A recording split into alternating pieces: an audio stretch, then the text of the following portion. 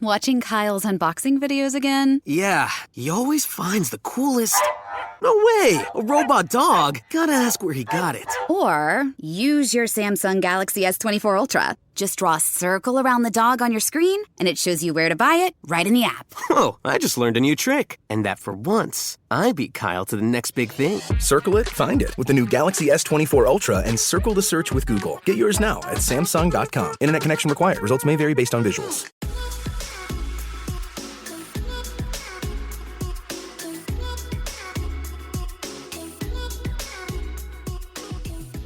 Think about that. You've done a lot of stuff. It's crazy how you can like forget all that too, or forget a lot of it. You've been pretty transparent about your feelings, anxiety, depression. Carson Daly did a video randomly on the Today Show speaking about how he feels when he had a panic attack, and he explained it to the T. So what was your inspiration to write all about that bass?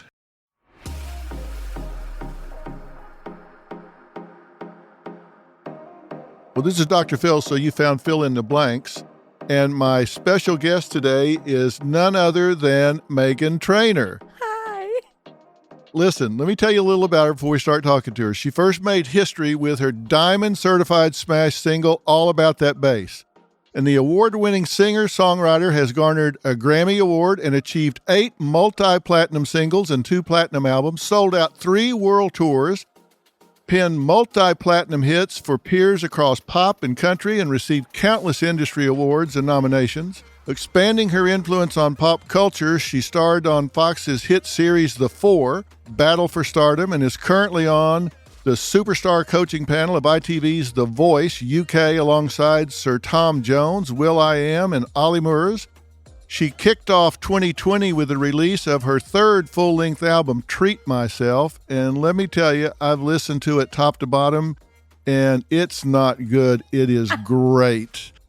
It includes the platinum smash No Excuses, as well as blockbuster anthems and collaborations such as Nice to Meet Ya featuring Nicki Minaj, Genetics featuring Pussycat Dolls, After You featuring AJ Mitchell, and Wave featuring Mike Sabbath. She will perform new music and classics on the road in arenas and amphitheaters everywhere throughout 2020 with Maroon 5. So, listen, you just want to go ahead and treat yourself by listening to what we're talking about. You're here. Let's do it.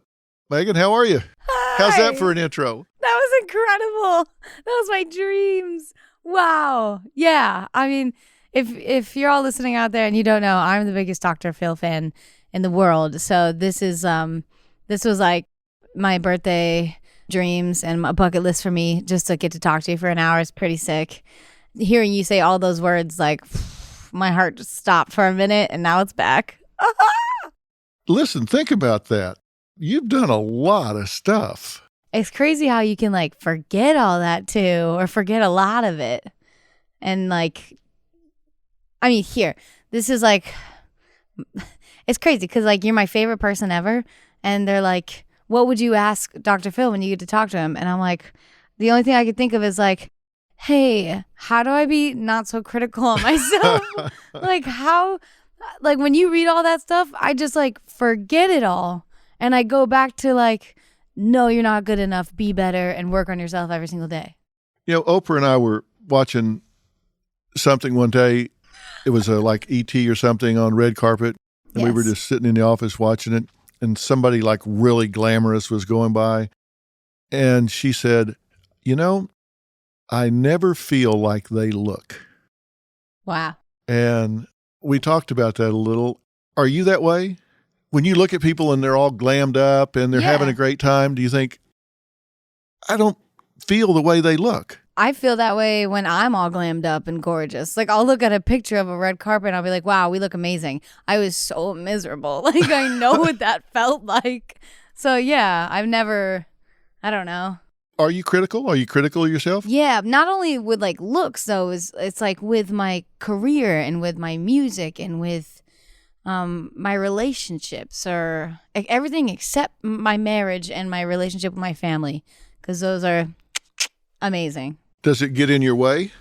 I think so. It's like unnecessary stress that I put on myself. How does it show? I mean, what does it do that gets in your way? Like I'll have an amazing day and I'll come home and I'll just think of like, oh, I should have done that better, or I don't know, I'm lame, or I'll compare myself. That's my worst thing I do. I'll compare myself to other artists and be like, why don't I have what they have, or why is my career not at that level yet? And I know, and I just go over and over. And my husband, I should print this out, and you have it tattooed on your forearm. Yes. And every time you think that, you go look at this and say, "Yeah, I am there." I know. I just like it's not. I don't know. I guess your accomplishments aren't like written out in your face every day, and you just like on to the next. I'm going to give you some test questions here. Great. These are actually right or wrong answers to some of these. Oh. And some of them are just tell me some things about you. When you're critical of yourself, what's the first thing that comes to your mind? What do you criticize the most? My talent level. Talent level.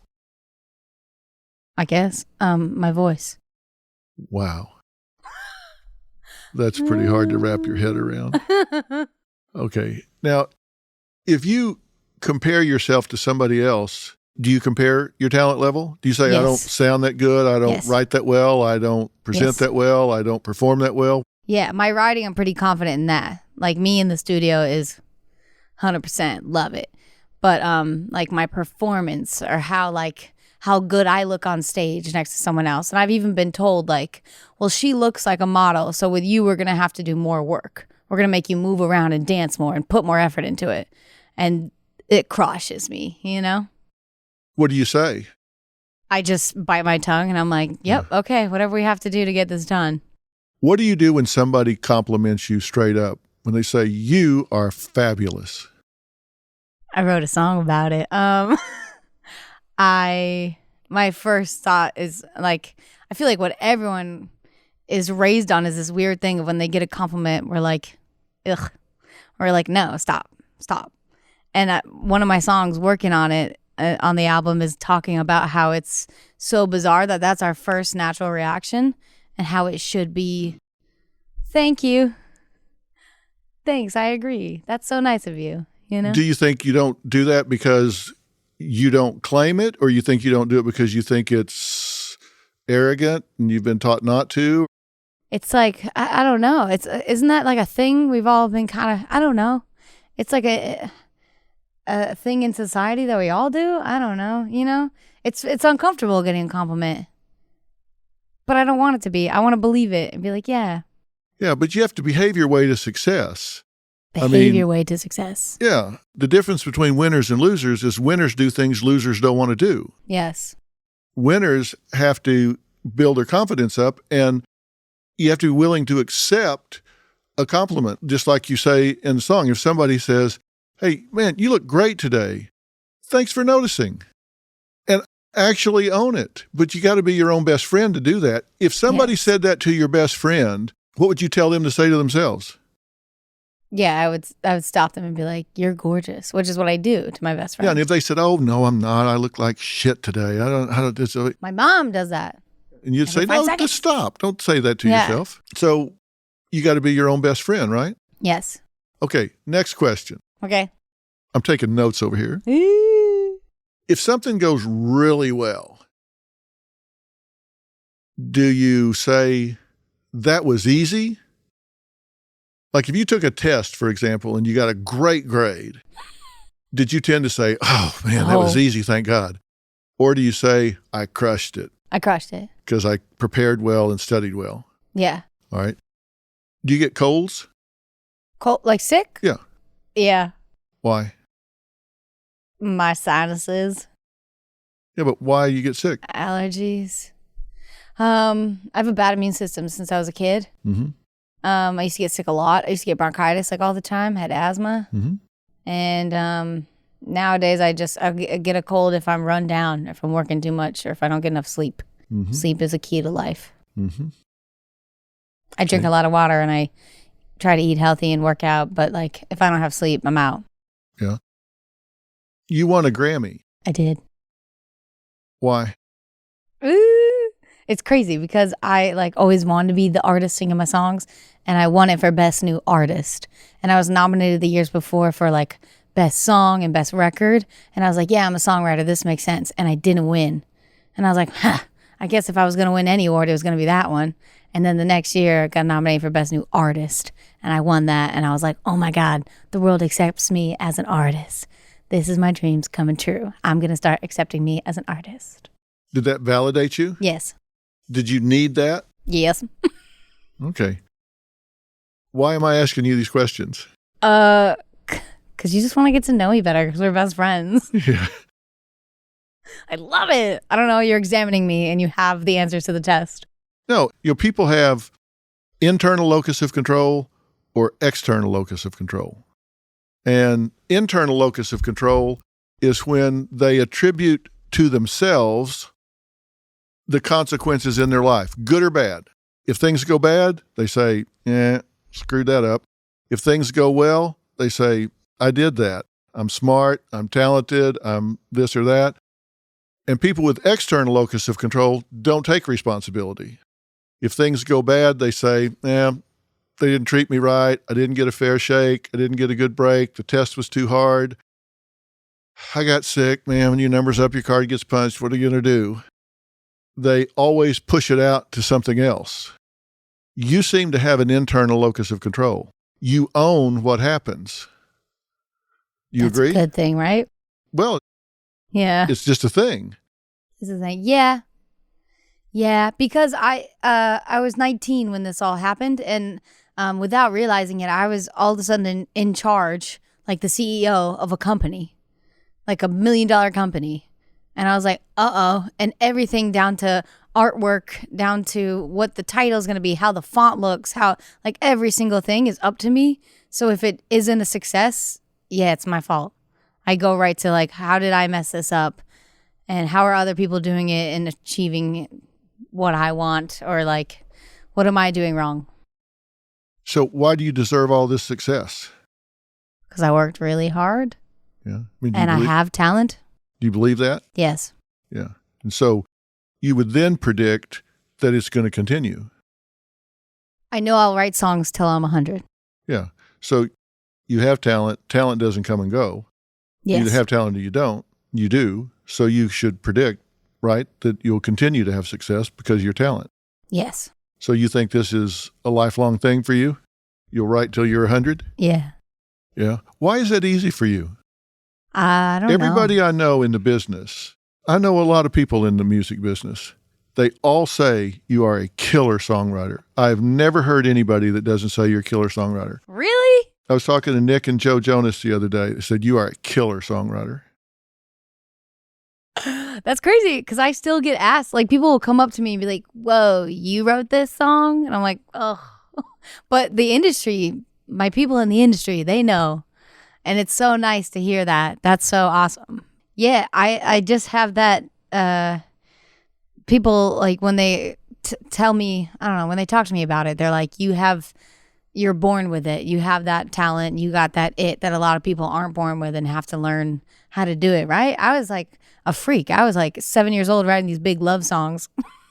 And like, really? Yeah, they were like, are you heartbroken? And I was like, no, I just. Whether it's poetry or songs, I always hear people say that you write from pain.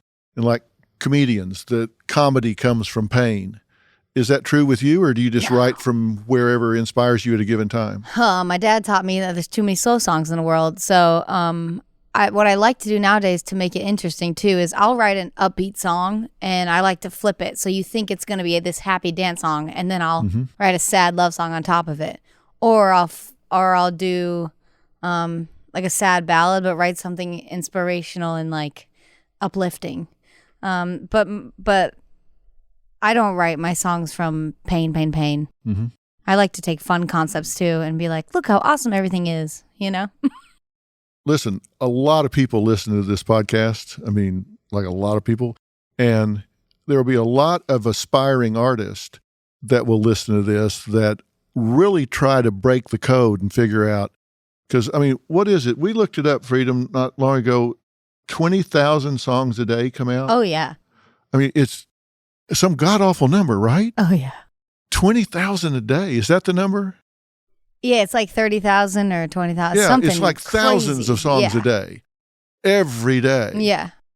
And rising above that noise, it's like winning the lottery. It's like Oh, yeah. chances are zero, Mm-hmm. but you do it. And people want to know how, why one thing resonates and something else doesn't. And what is it that you think sets yours apart from everybody else's? I mean, the fact that I'm still here, kind of, is like... Yeah, because you're not a one-hit wonder. I mean, some people just hit on something. Yeah, that was great. And then they go back to working at the factory. Yeah. I think it's the songwriting and the fact that I can keep doing that forever. But it's also like with that first song, I think I hit a lot of people in the heart with that song, All About That Bass. And I captured a group of fans. And I never had fans. And I've never been like the biggest fangirl of one person. But I've found, I met all these kind people, all ages. It's crazy, on Instagram and all over the world, and they have followed me ever since, and they've been supporting me and kind of just keeping me going. And I think that's the one reason why, if my song does better than any other song out of the 30,000, is because of those fans like pushing and streaming my music for me. Mm-hmm. So what was your inspiration to write All About That Bass? It was like, because when I'm a songwriter, I'm not the artist. You don't know if it's going to ever be heard. So we wrote it. I met this. It was like a lot of sessions. You meet a stranger, and he was like, it was a husband. It was like, it was a dude, and we were just trying to. It's like a blind date. It's really awkward, and you're gonna write magic together in a 3-minute song. So I was like, nice to meet you. His name was Kevin Caters. He was really nice, and we related on. It was like, where are you from? What do you do? And we related on being like chubby kids. We were like always overweight and always struggled with that. And then he had a title, All Bass, No Treble, and I told him the lingo nowadays. I always say, yo, I'm all about that. Like, yo, I'm down to do that. I'm all about that. Let's go out. And so we switched it up to say All About That Bass, No Treble. And I thought of all about that booty, and I'm kind of flat up here. So I said, all about the booty, no treble. Because, bass is heavy, treble's on top. So that's how I related it. And like they're like, what is bass and what is treble? That was just like my way of thinking about it. Also, like, I'm all about thickness and I'm not the skinny girl, so that we wrote the song and we were like laughing the whole time. And our first thought was, well, nobody will cut this, so no one will hear it. And I was the singer in the room, so I was like, I guess I'll cut it. Yeah, sure, I'll sing it, whatever. And then I had that song for like 9 months, and people were like, we like it, but there's no one who could cut this. There's no artist who could sing this song. And I was like, I get it. It's fine. I have way more other songs that are great. We'll work with these. And then L.A. Reid at Epic Records got a hold of it and said, well, whoever wrote this song, go find her. And then they found me. And then I auditioned in his office on a ukulele because I didn't sing to tracks. I was like, I'm on a writing trip. I have my ukulele. I could figure it out. And I recorded a voice memo and sent it to my parents at like midnight. And they said, it's great. Just make sure you smile. And it was like the most terrifying experience of my life, and I got a record deal. So you sang it with your ukulele just in the office? Mm-hmm. And everyone warned me of that moment. They're like, yo, he's gonna bring in everyone in the office. It's gonna be really scary. Just do your best, and then they'll probably force you to sign in that room. And it was just L.A. Reid and a few guys, and I was like, this is it? And he goes, oh, you want an audience? Okay. Then he goes outside and he gets every person on the floor. And I was like, shut your mouth. Why are you speaking? And then now there's a full room, and I was on my ukulele and I was like, hey, I'm a singer-songwriter. This is my song, All About the Bass. And I botched it. Like, it was so bad. I messed up the chords. I messed up the words. But all I had was Ellie Reid like, shoo, wah, wah, chow, in my face. And I was like, well, he digs it. And then they put me in a room of all white chairs, all white walls, nothing else, no phone, for like 40 minutes, and played the song on loop in the other room. And then they came in and said, we got you a record deal, girl. And I was like, I want to go home. So you just stood there with the ukulele, no production, and sang the song. Yeah. And all the way through? Oh, yeah. Was it hard? It's spooky. Yeah, I mean, once you got into it, was it eezy to do once you got into it? I just like whoever was having a good time, because I noticed some people were crossing their arms like, what is going on? I had a backwards hat. It looked weird. It was a whole scene, and all I looked at was L.A. Reid. I was just zoned in on him because he was having a great time, and I was like, you guy, we're gonna have so great you sang time. it to him. Yeah, and I'll never forget because my dad read an article years before this and was like, this L.A. Reid guy says you have to have a look, and I don't know if you got the look, but like, and I was like, don't worry, Dad, I'm gonna be a hit songwriter, and then I'll figure out my look and I'll put my songs out later. And when L.A. Reid picked me, and he told me one day, he was like, that face, and I was like, this one? He's like, yeah. I felt like, oh my God, things that would never happen are happening. How do you decide how loud to sing in a room like that? Oh, I'm very good with volume control. Maybe not when I'm talking. No, or but I mean, excited. how do you decide to go really loud or You just don't. kind of sing intimately? What do you do? Well, the Because I've song's been around pretty singers good. that sometimes just blow Oh people yeah, off. I can't stand it. I feel like I have that. I feel like that goes back to my emotional intelligence of like, I know how to make strangers Read the comfortable. room. Yeah, you can read the room. But I've had to teach people like, hey, you're very loud. Like, haha, be quiet. Like, how loud would you sing in this room? But that song's really good, and I'm thinking about every second. Like, people don't know how it tortures me, but like, so you think about the first verse, and it's like, it's a rap. So I always sing it. I'm like, yeah, it's pretty clear. I ain't no size 2. And I get through that rap part, and then I can shine to show them like, yeah, my mama, she told me don't worry about your size. And I'm like, that's when we're going to shine, because after that moment, we're going to go back down to the annoying nasally, because you know I'm all about, you know what I'm saying? Yeah. So in those moments, in each song, I dissect each song to be like, we're going to shine here, we're going to dance here, we're going to be funny here, and it's a whole math. It's a whole system in my head. Do you make like 4 or 5 changes in a song by design, or is it? Yeah, and then my dad was a performer forever, so he taught me like every time you sing the song, it's cool if you do it differently to shake it up, which is what I love to do now, especially if I'm doing an acoustic gig like I did the other day. They said, give us a medley of your hits, because I got a songwriter award from Billboard, which was crazy. And so I said, okay, I did all of the singles. Have to I add did that? all of them. I did all of I sang 9 songs. Really? And I was like, she's still going. And it was crazy. But people, even my team forgot. Like, this girl from my team was like, wow, we've had history together. And I was like, yeah, we've been doing this. Yeah, that's what I'm talking about. It's been 6 We were years. putting this together, and I'm like, holy God. Pretty cool. Yeah. You sustained it across time. I mean, But I don't feel like I did.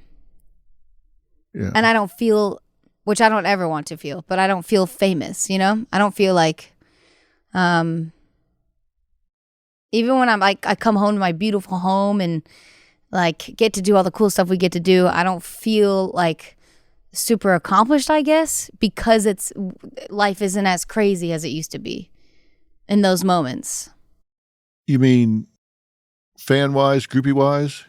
No, like, oh, Ellen called and wants you to perform on the show, or like, so we're going to perform in all these Billboard award shows, and all these, like, no award shows have ever asked me to come back, or like my song isn't big enough to be on that show.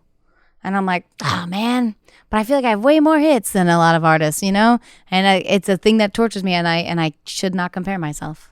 Why do you think that's true? You say that you're not doing that when you did it before, and you have hits like crazy. Yeah, but it's like you're not current or something. And I'm putting out music, but then I get told, like, there's like this sneaky system that was never ever going to talk about until I wrote a book one day and just told all my truth. But I'll tell you because you're my favorite. There's like, I don't know. I think it really goes down to the fans who wants to play that song the most. But when you put out songs, I put out a song Wave, and it didn't do much. And I have been told by radio, like, the answer. I was like, what happened? Radio said, it's just so different from Meghan Trainor. And I was like, but Meghan Trainor wrote it and produced it. So, like, how is it so different? And what does that mean?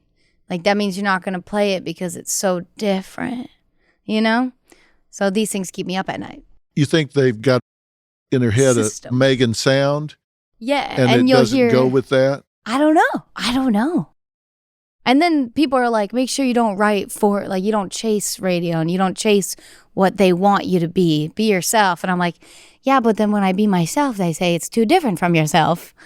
And then you're like trapped in your head. And you're like, maybe I'm not a good songwriter. But I know I am. Yeah.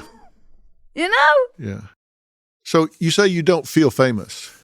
I don't. I've never felt famous. Right? Yeah. I like that, though. And I don't know what famous is, maybe. Yeah. Maybe that's why I don't People ask me that. I'm like, feel famous. What is famous? I don't know. Like I think when you're like famous, it's like, it's the saddest part about this career. I think it's like, you can't go to the movie theaters because you're going to get attacked by like paparazzi and Oh, well, then I'm famous. I guess. Really? Yeah. Well, you're a big dude, man. You're tall. I go to the movies and nobody knows. Well, nobody looks like this.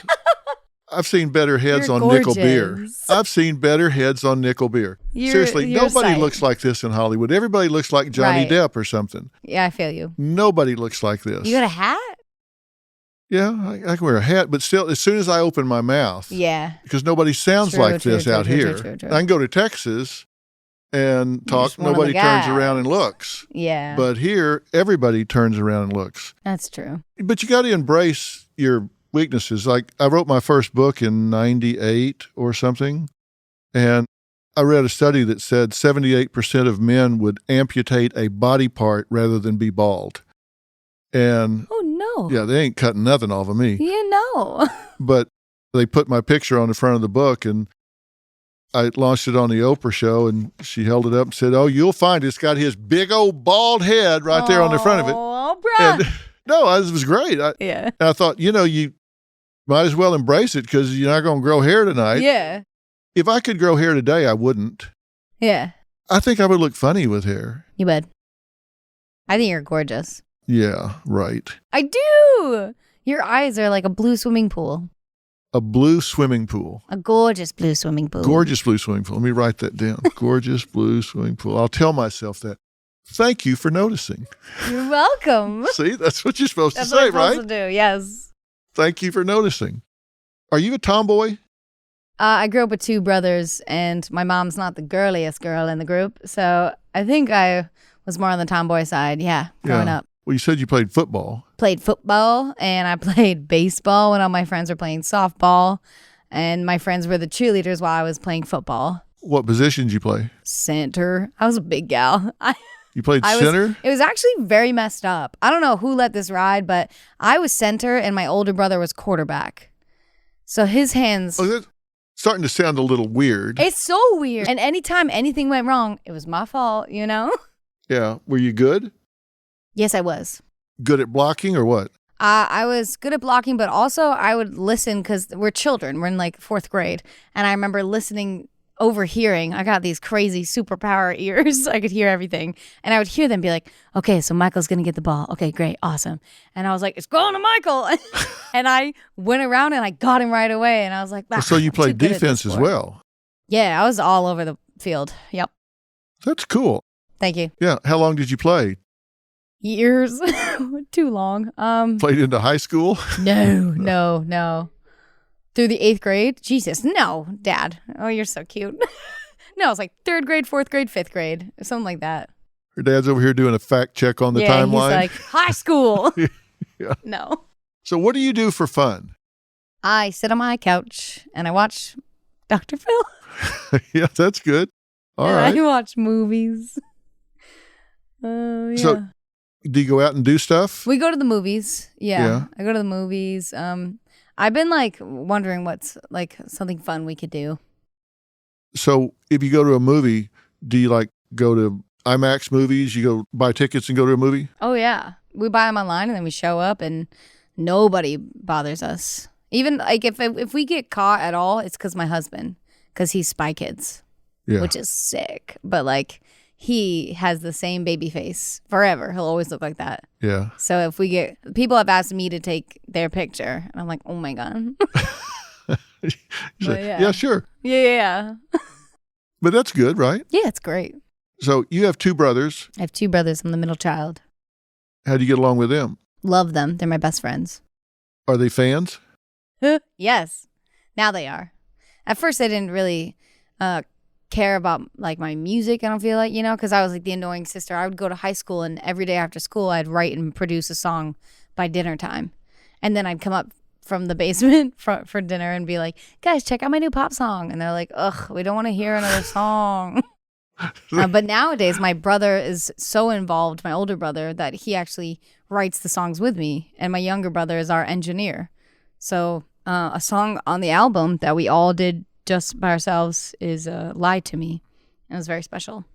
So what's the most fun about being in music? Live performances? Do you like that? Do you like being in the studio? What's the most fun for you? The studio. Really? It's like, yeah. I feel like I was born and raised in the studio.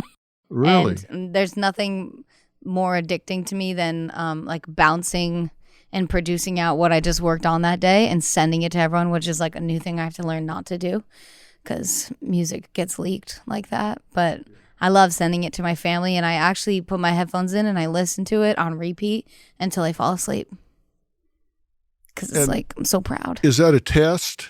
If you still like it after you've listened to it 10 times, does that validate it for you? Or do you know right away?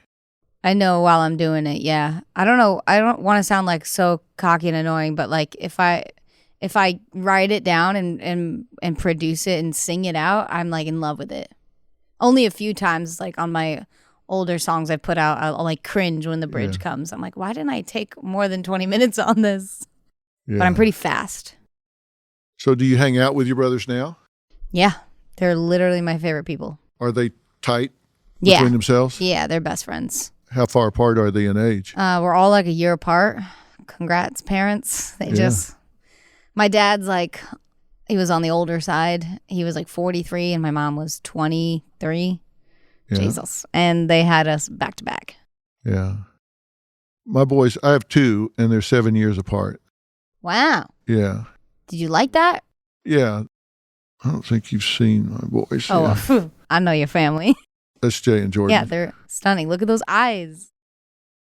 And they are different as daylight and dark. Really? Yeah. Because they're so separated in years, right? Yeah. Jordan's the youngest. When we had him, Jay said, all right, I got it. I got this. Got it. He just took him over from there. Wow. And started raising him. But they're very different. Jordan's got, I don't know how many tattoos. Really? And Jay is like Mr. Corporate. That's the musician in him. Yeah. Except me, I'm terrified of tattoos. Me too. Yeah. Yeah, I have no tattoos. Same. Never will. And he's got enough for all of us. But, whatever you want to do. Yeah, whatever makes you happy. Yeah. So what's next for you? Do you have a goal for 2020? I mean, we just started the year. What's up for you? I'm nervous, but I'm going on tour with Maroon 5. I'm nervous because I haven't successfully gone through a tour without needing vocal surgery after. Really? Yeah. So it's What spooky. do they do? Is it like removing nodules or something? Yeah, it's polyps, which are worse than nodules, and mine explode in my throat, and they're like little pimples, but it was a big pimple, and it popped and bled everywhere, and I had to first you have to heal it for 2 weeks of not talking, and then do the surgery, which hurts a lot, and then a month of no talking and slowly getting back into it. Which I did twice now, and being silent like that for a long time, I was trapped with my thoughts, which was not a good place to be. You need to vent. Yeah. How many dates are you going to do? 40? Yeah, but there's 20 and then there's a nice break and then there's 20. And how long's your set? 45 minutes. So if you do 20, 45-minute sets, will that jack your voice or can you get through that? It's so fun because we don't know. We don't know. I don't know. And I got a new doctor and new surgery, and my vocal cords have lasted much longer than they did last time, obviously. Yeah. So I'm confident in this run. But I think that was a big part of let's open for somebody and let's go on tour with somebody instead of putting all the pressure on me and having my own tour, because I couldn't deal with like canceling. Because then you got to do 2 hours. Yeah, or I will never do 2 hours, ever. It's too exhausting. That would kill you? I don't know how people do it. It would kill me. Yeah. If you're having surgery twice, it would kill you for sure. Yeah, that was when I was doing 75 minutes. And then I would even cut it and be like, let's just do an hour because I can't get through it. And yeah, I got to figure it out. You had to cancel some dates in 2015, right? Mm-hmm. That was a scary time too, because I was being threatened with like everything I worked for. I was being told by a doctor, like, you have to stop or you're going to ruin it permanently. And then I was told by radio, we'll never play your songs ever again if you cancel this 30-minute set. And I was like, jeesh, that's aggressive. Why? What do you mean radio? I can't be specific. No, I don't, but like, I'm not asking for like a call letters. Like, you know those radio shows, which I didn't know existed until I was older? You know, like they'll have like a radio show with all these superstars and each person gets a 30-minute set or a 15-minute set. I had a 30-minute set and we canceled because my doctor was like, okay, you blew it on the last one, you're bleeding, and go on vocal rest. And I woke up in my bed the next morning with my entire management team in my bedroom and my husband, my boyfriend at the time, and my best friend all sitting on my bed around me saying, looking at me like someone died. And I was like, oh God, someone died. And they said, so we can't cancel the show that we told you we've canceled. And we're getting a private jet for you to fly over and go do it. And you're going to have to learn how to lip sync. And I was like, I couldn't say anything. I was just like, all right, let's go. And I had to listen to an old show that I did and memorize exactly how I did it. And I went there and I lip synced everything down to, how you doing? Like everything. And my friend actually got a text of like, God, she's the best singer. And I was like, this is the worst 30 minutes of my life. You say you do every one a little different though. You say you do every show a little different. I did, so I had to learn on the hour plane ride. I had to memorize how I sang it, how many breaths I took in this verse. And it was like a half-hour set. It was the most terrifying night of my life. I was like, this is it. How close was the crowd? It was an arena, and they were right up on me. But the IMAG is what's scary. They had a camera on my face projected in the entire arena. I was losing it. And then you have to meet the person that says, oh, we're going to never play your songs ever again. And you have to go, thank you so much for having us, man.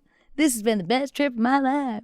Did it really piss you off? Yeah, and it makes you feel like, oh, I'm trapped. And like that's what's preventing me from getting my dreams to come true. And like it's these older people in the industry and they just, I don't know. And that's another reason why I wrote No Excuses, because I was like, I don't care who you are or what you think you have, you should respect me. Yeah, that can get pretty gangster. Yeah, man. I was like, oh, I didn't know this stuff actually existed, but it totally exists. Who do you get along with most in the industry? Like James Corden, you guys just have a chemistry. It seems really funny when y'all get together. Yeah, he's fun. He's also like best friends with my management, and my management are my best friends. So yeah, we're all the same happy peoples that are giggly and laugh a lot. Do you really have fun when you're with them? Because it comes across that you do. I do, yeah. Yeah. I wish we hung out more, James, but yeah. 'Cause he sure does. I know him well, and I can tell when he's having fun and when he's grinning really? and bearing it. He has a ball with you. I was worried that day. I was like, I hope I'm like making sure he's having a good time. Oh, he was having a ball, I tell you. When we ambushed you, he just was giggling, man. He's had a good time. Yeah, he was laughing. He was good. Also, Jimmy Fallon's always nice and respectful. Yeah. And always visits me in the room before. Always is a joy, even when the cameras are off. Like, you know. You can really tell when the cameras are off. Yeah, and who's back. a happy person and who's not happy to be there. Yeah. Did you do Letterman much? I never did Letterman. I was late. Yeah. Late to the game.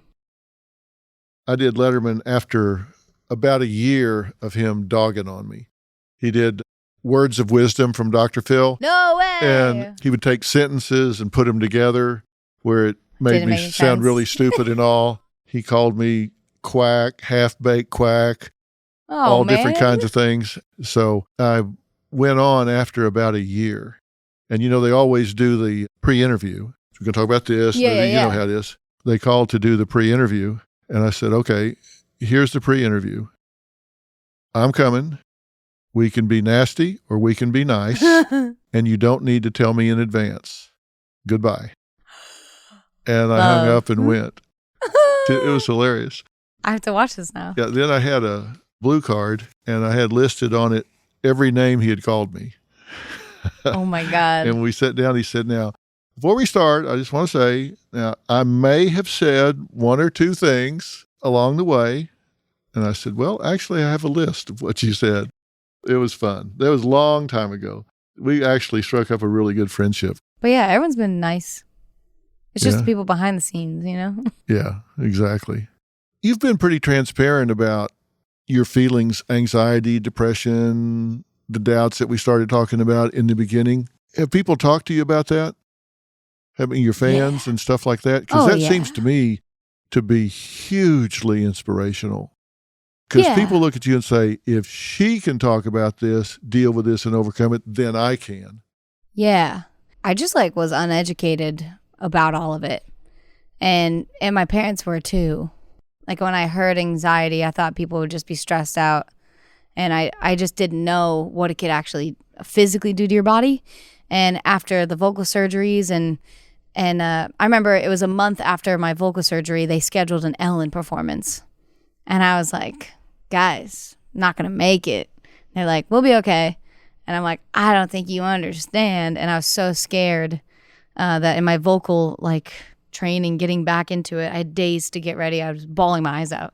And I think it started then. And I started getting the physical feelings where you feel like you want to run to the bathroom, or your back is lit by a flame, or you have a fever and your temperature's fine. Those physical things where you're like, it's crippling. I can't get through work today because my body's dying on me and I don't know what's going on. So one night I kept being like, there's something wrong with me, but I'll figure it out. And one night after dinner, I thought I was having an allergic reaction, and I went to the emergency room and was like, my throat's closing. Panic attack? And they were like, okay, so we've checked you out and this is what we call a panic attack. And I was like, no. If you just look right Yeah, just there, look at here. it's closing. And the sweet guy was so nice to me. He felt so bad because he knew I was just clueless. And then they tried, my brother was the only person that had panic attacks in my family that talked to me about it. He was like, oh, go to the emergency room. You'll be fine. I've had this. Just don't let them give you Xanax. And I was like, okay. And so I went there and was like, I don't want Xanax. I want the lightest form of anything you can do to help me.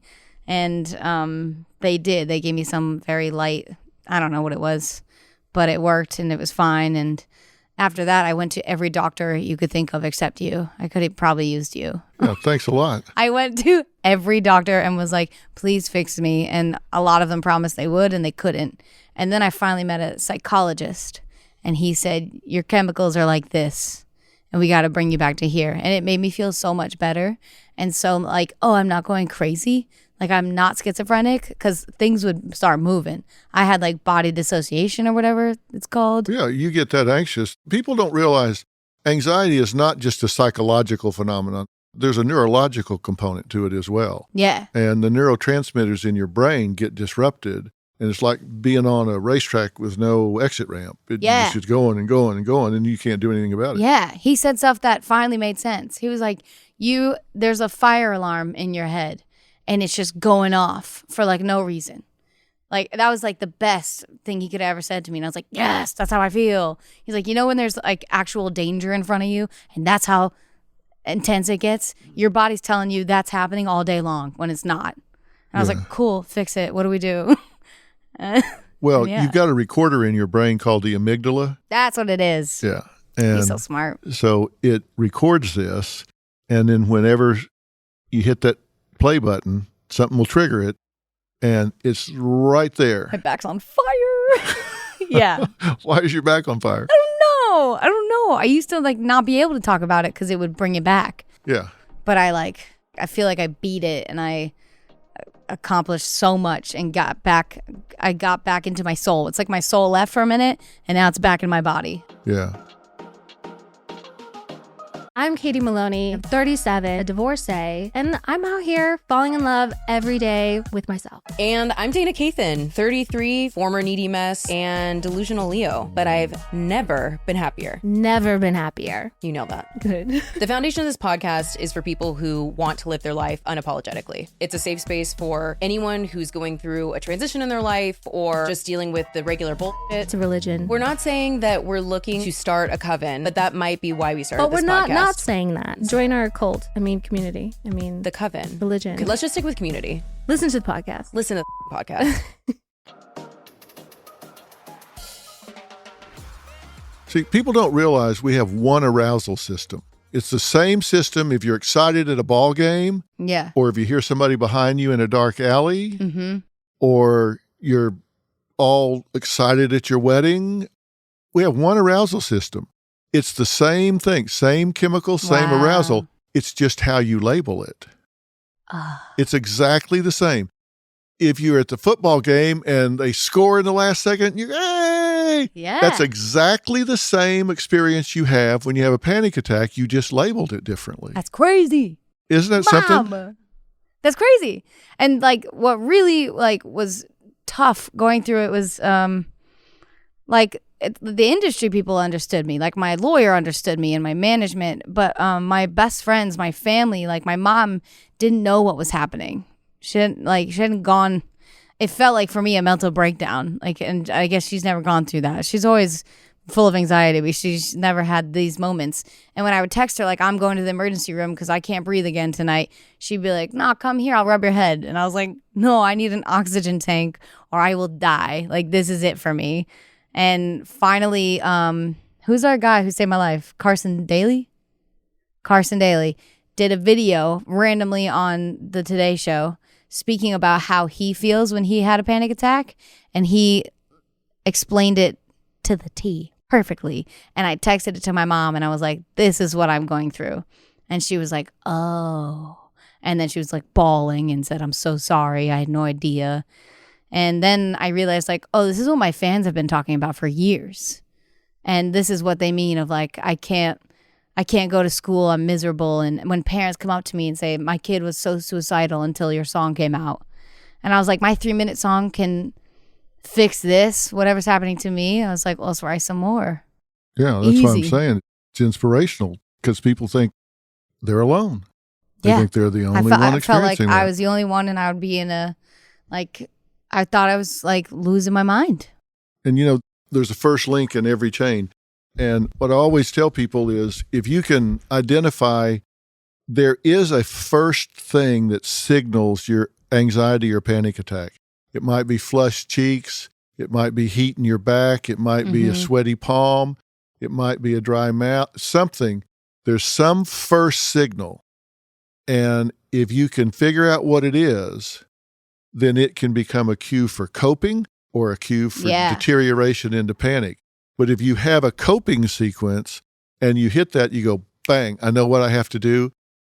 I need to do this and this and this and this. The fire never gets started. You put it out while it's just a little flicker and it doesn't ever happen to you. That's what I've been doing. Like, that's what I figured out and was like, oh, beat it. Got it. Yeah. I feel so much better.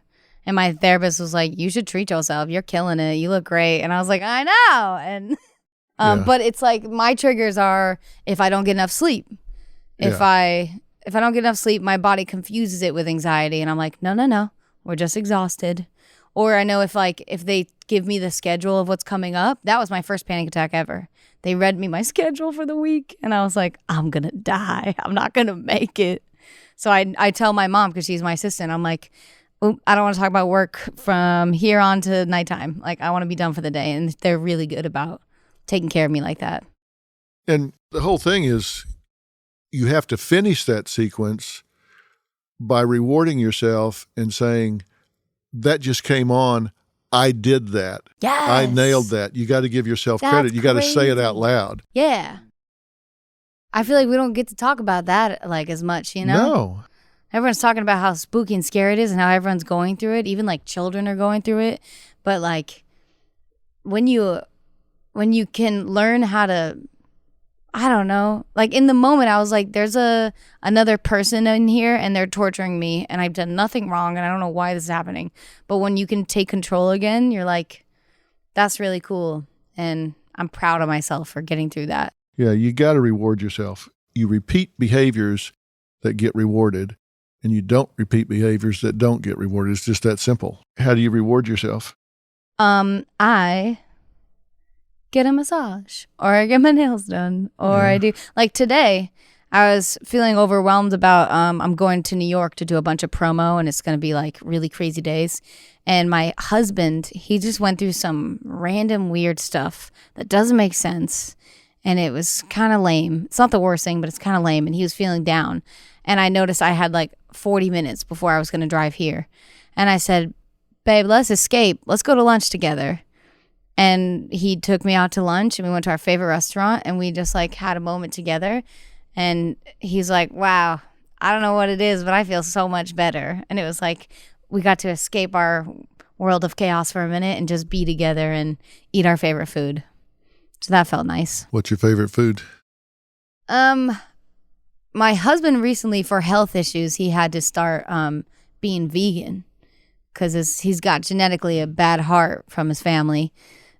So we found this vegan place close by called Something Vegan, and it's so good. It's so yummy. But I like salads. I'm boring. I'm very picky too because my mama, we're very picky eaters. Let me ask you about working on it. Okay. In the verse, you say, never been asked to dance because I've never been the pretty one. Never like compliments because it's always been so hard to believe in them. You say I'm beautiful and I say you're full of it. Nothing personal. I'm still not used to this. Isn't that crazy? Bars. Yeah. What do you think about that when you hear it back? So sad. But so real. Like I picture each moment, like never been asked to dance. So when we were growing up, we're on this little island and we had school dances and I was like petrified to dance in front of people, but I've always wanted to be a dancer. You know, it's like been the fire in me. And I danced in front of my family, but it was like in front of my peers, my classmates. I was terrified. And this one kid came up to me and he asked me to dance. And he wasn't the coolest kid in school, but I was like, oh my God, he wants to dance with me? Okay. And then after we danced, he ran over to his friends and they were all laughing and they gave him $1. And I went up to him and I was like, what's this? And, I forgot to mention when he came up to me, he said, my grandma passed away. Will you dance with me? And I was like, Jesus, okay. Oh yeah. So he got $1 and they made a bet of like I bet you can't get a dance with anyone. So I was like, I felt like bait. And I was like, oh, man, I thought that moment was like really sweet and special. And it was just like, stupid boys. And I've hated school dances ever since. And if I go, I went with my girlfriends and we would just like dance alone and be like, forget everyone else here. And then when my husband would give me compliments, even when I felt like my ugliest, like I know like I'm grungy looking in this moment, he's like, God, you're the most beautiful person I've ever seen ever. And I'm like, what are you seeing? Like, I wish I could see with those goggles. Like, what are you looking at? And like, he's truly like, you know how you say people's reality is their reality or whatever? That's perception like, is reality. Perception is reality. He's like, I'm the prettiest girl in his world. And I'm like, that's so cool. I wish I saw that. And I work on it and he'll stand in the mirror with me and be like, look how beautiful you are. And I wanted to put it in a song. They say love sees not with the eyes. Oh, that's cute. Yeah, it's true. I think that's what it is. It's like the kid worships me and I worship him just as much. But I've never felt like that. No one's ever looked at me like that. Then I was like, we should get married. You better keep this one. Better keep this one around. Yeah. He's a good one. He's great. I've been married 43 years, and you shouldn't chase the wrong one because the right one won't run. Wow. I mean, they're right there, and you know it. I know it. Yeah. You know how cheesy movies are like, you just know when you know. It's like, Yeah. oh, I know that I'll be incomplete and die without this person in my life. Like when he leaves the room, I'm not as okay as I was when we were together. The verse in that song says, trying to be good to me, I should give myself way more love. I'm my worst enemy. I'm the voice who says I'm not good enough. You say I'm beautiful. We were just talking about I'm that. telling you. Sometimes with just things I say out loud, I'm like, oh, that's a great song. And then we wrote it down. I wrote that with my... I should be a songwriter. You should be Bro, some things you say, you should get percentage. Because listen, I'm writing great material because of you. Well, that's great. I'm glad. I mean, this is a pretty profound sentiment. I mean, you clearly have insight and you're sharing it with people. That's a great deal. Same thing with Ashes. You did the same thing in Ashes. Yeah, Ashes is actually, it sounds like a love song, but it's actually about a fight I had with my younger brother because he's the most stubborn person on this earth. But so am I when I'm talking to him. And we're both our father, so doesn't help. You say you get lost in your head. Do you talk to yourself a lot? Mm-hmm. I wish I didn't, but yeah, that voice is loud all Do you the time. pay attention to your internal dialogue? I don't want to. But do you? I hear it, yeah.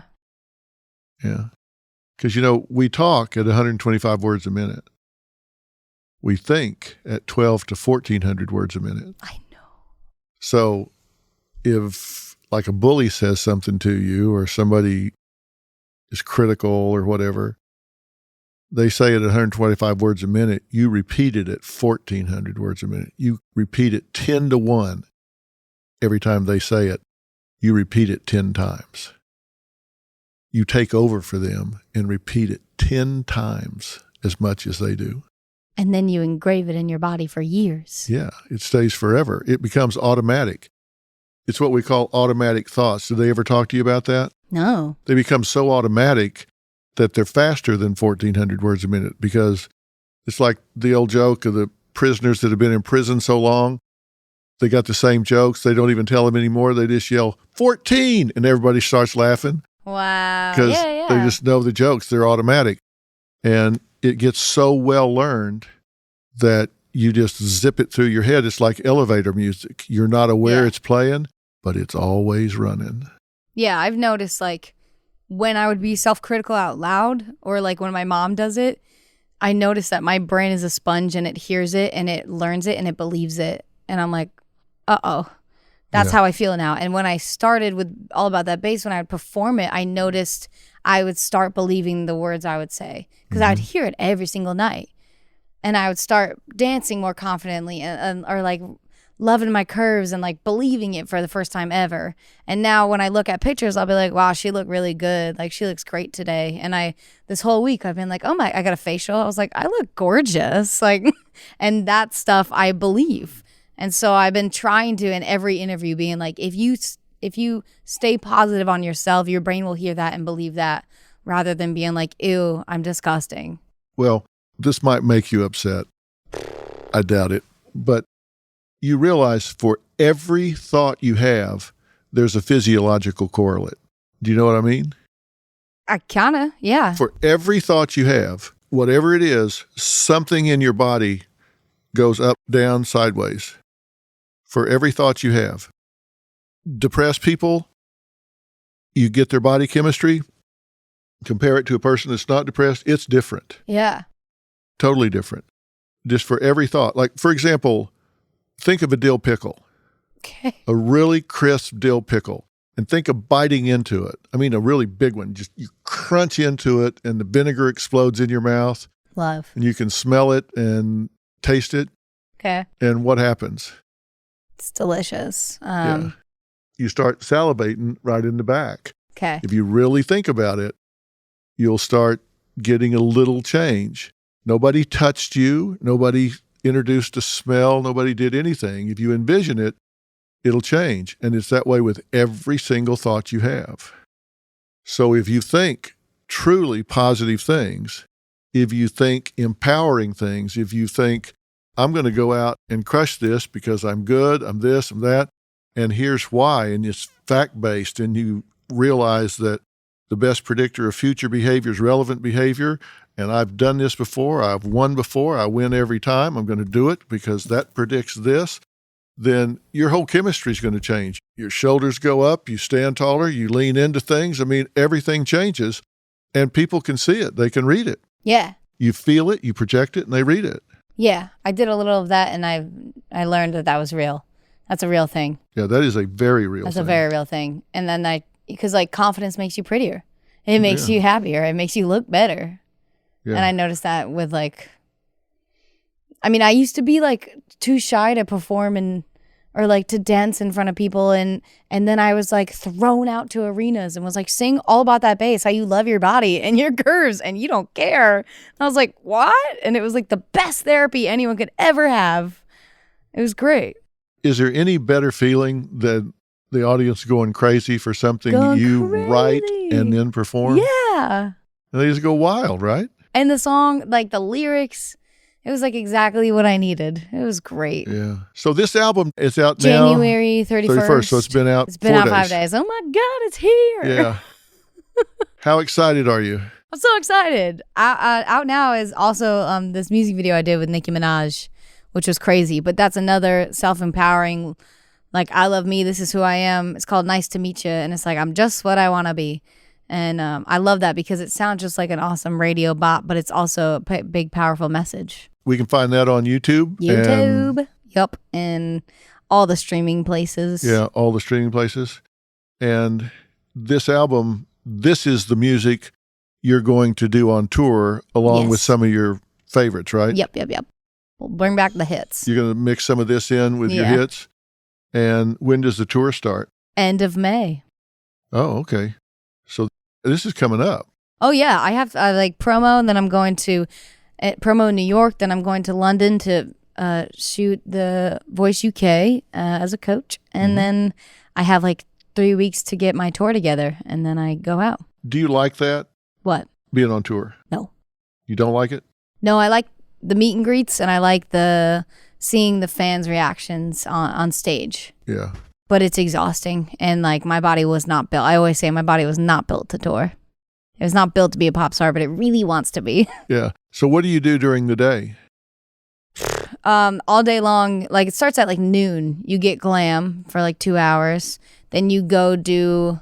There'll be radio stations at every single show, so we'll do some radio stuff. Then we'll do a meet and greet of like 175 people, which takes a minute, and then we there's also a sound check in the middle of the day, and then you get ready for the show. And I'm earlier, which I love. It's like 7 p.m. I think for me, and then 45 minutes, and then I run to shower on my tour bus and try to get to bed as fast as I can. What time do you go to bed? When it was my own show, the show would end around like 10, which I hated because, like, first of all, I don't know if I'm like teacher's pet or like I'm an older woman inside, but like there are children there. And they should not be driving home at midnight. It is insane. But my show would always be like 8 or 9, and it would end at around 10, and I would run to bed, and I felt like I always got to sleep by midnight, you know, because when you're on the shaky bus, which we'll never get used to. But yeah, I hate that there's like these babies, there's young kids, and there's parents trying to get there. I was a child of 3. It was impossible to get us into the car and do an event and then home. So I love earlier shows. Yeah. So you don't have a lot of free time. No. I mean, everything is, you're either we'll resting either have or like ramping. 1 day off in between, or that 1 day will be like travel 12 hours on the bus. Yeah. Do you hang with somebody on tour? My husband. Yeah. Does he go some? Yeah, unless he gets like an acting job. Yeah. Which we've been, he's been more focused with me and been sticking around for a long time, but which has been everything. But when I go to London soon for like 3 weeks, it's going to be the longest we've ever been apart. And because he's going to be here for pilot season. So he's been auditioning every day, and I'm going to miss him. Yeah, 3 weeks is a long time. It's a long time, man. Yeah. My son Jordan just left for Europe he was today. On tour. Yeah, he's on with tour. Jonas Brothers, right? Yeah, they just finished 80 dates here in the U.S., and now they've gone to Europe. That's too much. They had a month off, or really more, 6 weeks maybe, but now they've gone to Europe and start all over again. Like some people, my vocal doctors have said some people's vocal cords can just like handle it. Yeah. Some vocal cords, they can like smoke a cig and then go on stage and do a whole set. I'm like, God, could not never. me. Yeah. Could no never. Way. No way. How does your son's vocal cords keep up? He has a doc, and he goes and gets them checked, and he has to take steroids in there, I hate and that. he gets the little polyps sometimes. But it's worked out where he gets enough rest that he can do it. But it's hard. I get laryngitis sometimes. Yeah, you talk all the time. And if I get a cold and then it's at the beginning of the week and I do like 8 shows or something, then Oh, yeah. and it's like, Yeah. and, what are you going to do? And then you're like, you feel bad because these kids have had these tickets for months and they're so excited to see you sing. And you're like, I sound like this tonight. I'm so sorry. Well, this is exciting. I mean, you got to be excited about this. I'm so excited. It's been 3 years. And like, really? Yeah, because the label and so many things happened that weren't supposed to happen. And it just kept getting pushed. Every time we're like, this date, they would come back at me and say, we're going to push it again one more time. And I was like, all right, guys. I'm telling you, people, if you don't have this yet, you need to get it. And I'm putting it on every social media platform we have. We're pushing it out. There are going to be links everywhere that you find me. There's going to be a link to this new music, and you are going to love it. And it really comes from her heart and soul. She doesn't just write stuff off a billboard. She writes this stuff from her soul. And that makes it special. It really makes a difference. This is the best therapy I've ever had. Well, thanks for coming and talking to me. Thanks for having me. All right.